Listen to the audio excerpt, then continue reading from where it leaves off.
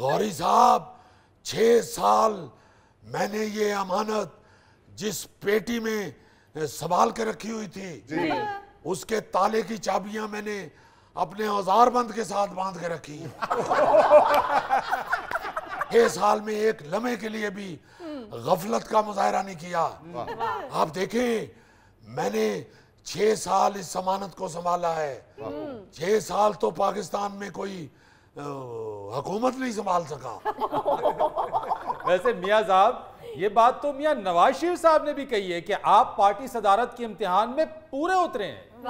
फरीद साहब सिर्फ पूरा नहीं उतरा बल्कि इस इम्तिहान में फर्स्ट डिवीजन हासिल की है। हालांकि बीच में कई लोग मेरे ईमान को कमजोर करने की कोशिश भी करते रहे हैं।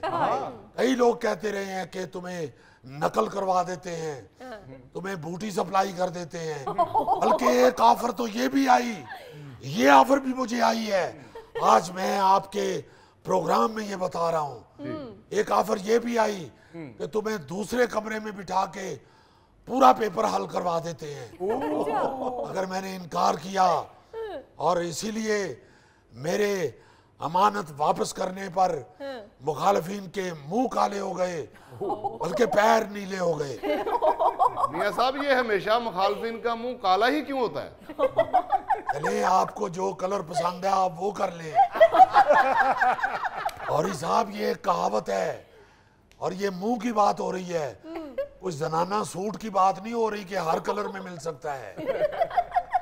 मियां साहब आपने इस मौके पर यह भी फरमाया है कि वही पाकिस्तान बनाएंगे जो मियां नवाज शरीफ साहब ने 2017 में छोड़ा था। जी बिल्कुल बिल्कुल फरीद साहब वहीं से शुरू करेंगे जहां से मियां नवाज शरीफ साहब ने 2017 में छोड़ा था।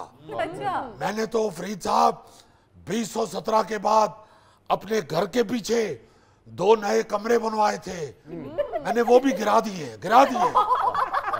मैंने कहा नहीं वहीं से शुरू करेंगे जहां से मियां नवाज शरीफ साहब ने छोड़ा था।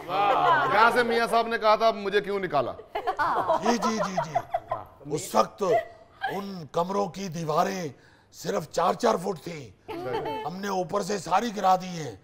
4 फुट रहने दी हैं। उधर से शुरू करेंगे आप।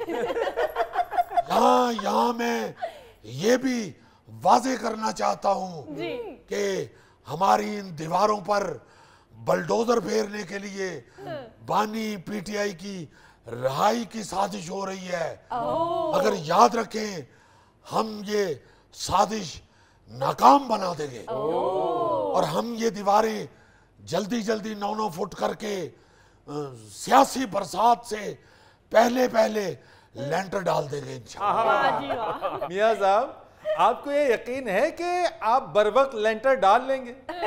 जी इंशाअल्लाह अल्लाह ताला के बेपाया करम से हम इंशाअल्लाह हमारे पास स्पोर्ट का सरिया और सीमेंट बजरी वाफर मिकदार में मौजूद है। और फिर फरीद साहब मैं आपको यहाँ ये बताना चाहता हूँ कि आपको मुल्क बनाने वाला मियां नवाज शरीफ से अच्छा मिस्त्री कभी नहीं मिल सकता। आप ये देखें कि अगर 28 मई को अगर मियां साहब हौसला ना पकड़ते तो हम आज भी सिर्फ सेबे वाला बम ही जला रहे होते। ये मियां नवाज शरीफ साहब के फैसले से और अल्लाह ताला के बेपाया करम से आज कौम सर उठा के जी रही है। क्या सर उठा के जी, महंगाई सर उठाने ही नहीं दे रही। महंगाई के साथ साथ लोड शेडिंग के लहदा स्यापे हैं। देखें लोड शेडिंग के खिलाफ तो मैंने कल मैंने 647वां बयान दिया है। ये गैर इलानिया लोड शेडिंग खत्म होनी चाहिए और मुझे यकीन है कि इंशाल्लाह मेरे 1000 बयान पूरे होने से पहले लोड शेडिंग खत्म कर दी जाएगी। वाह जी वाह।